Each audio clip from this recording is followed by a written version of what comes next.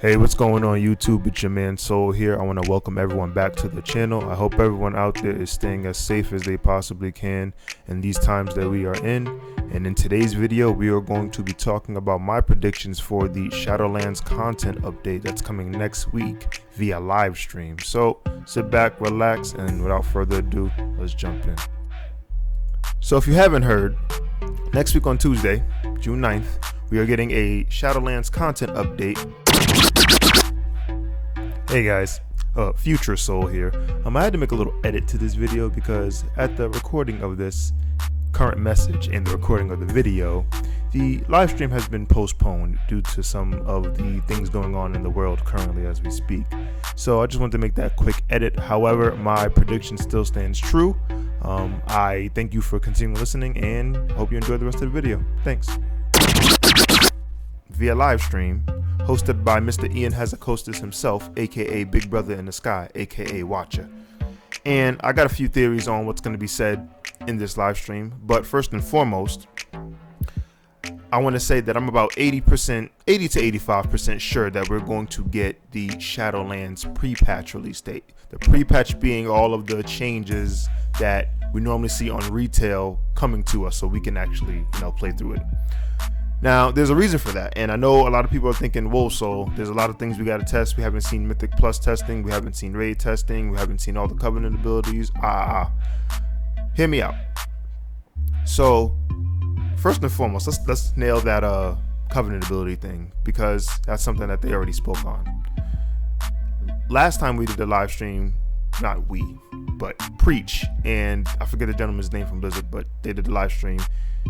They said that there would be a rollout of the Covenant abilities that we can test in Torghast. So we're still getting that. I don't think they've deviated from that plan. I'm pretty sure we're still going to get that. I'm pretty sure we're still going to see the remaining 2 Covenant abilities for all the classes and all the anima powers and so on and so forth. So we're already getting the other Covenant abilities, so we can scratch that off the list. Next would be Raid and Mythic Plus testing.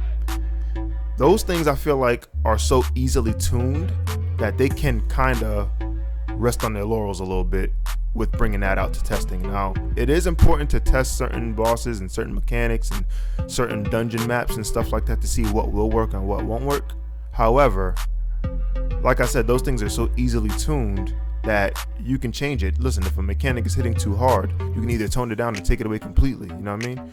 If there's a certain trash pack that you don't want somewhere in the dungeon, or you want more of it in the dungeon, you can remove and place and change the level design and all that stuff. So these are things that we can easily tune and tweak. You know what I mean? So those kind of testings, while very useful and probably one of my favorite parts is the raid testing, we can kind of put the back burner on that just a tiny bit. We don't need that immediately. You know what I mean? So those are the 2 things that we haven't seen that are probably going to come up or come up later.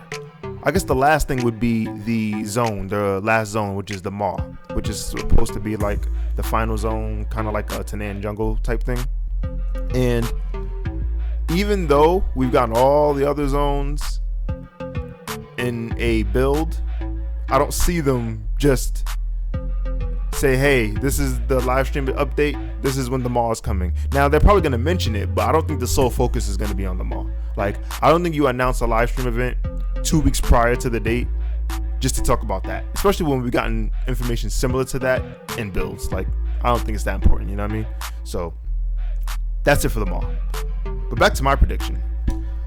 I think now is probably a good time to give us more information on Shadowlands. One, because there's not a lot of people on the alpha, so it's not directly in your face, Like, if you don't keep up with all of the build updates and all of the information and all the things that you see on Wildhead and Icy Veins and MMO Champ, then you really don't know what's going on. It's just word of mouth. Like, people who played the alpha have told their friends, who've told their friends, who've told their friends. Like, there's not really a good line of experience being made with the Shadowlands changes, and there's not really a lot of hype, in my opinion, about it. So I think this is one way to build up hype, kick a little dust about Shadowlands, and it's information that affects everyone, because the pre-patch is a big deal. It's when everything changes, is when everything as we know it changes, new talents, the unpruning, all of that stuff.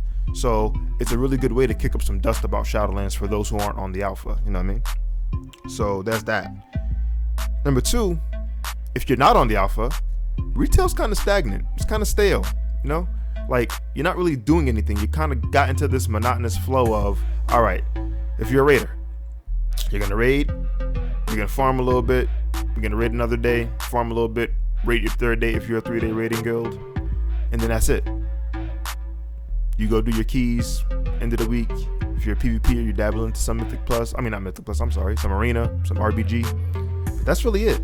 Like, you kind of got this monotonous flow of raid, Mythic Key, a little bit of farming, and I'm off. Like, especially if you're geared or if you're fully progressed. If you're like hitting N'Zoth, you're probably working on that really hard. But if you have come to the point where you're just kind of in this lull with your guild and you're just doing the things to go through the motions, like, retail's pretty stagnant, it's pretty stale. There's really nothing for us to do on retail outside of our already dedicated schedules, which kind of feels bad, to be honest. But again, I take that with a grain of salt because this is kind of like every end of the expansion thing that we've seen, you know what I mean? Like, every end of the expansion kind of gets dragged out for the next big thing. So it's not nothing against BFA, even though BFA has major pain points that we ain't gonna talk about right now. It really can't be blamed on BFA because it happens in every single expansion. Even the most well-liked ones. Wrath had it, Legion had it, BC had it, you know, Mop had it. So this is just another point in the cycle.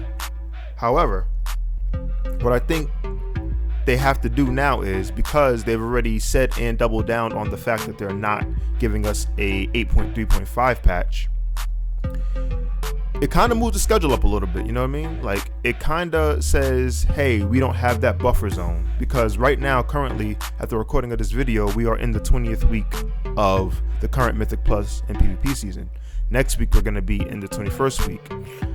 Judging by how end seasons normally last, we still got about 10 weeks of this season. So they still have some time, but because they already said, hey, no 3.5, now you got to double down, you know?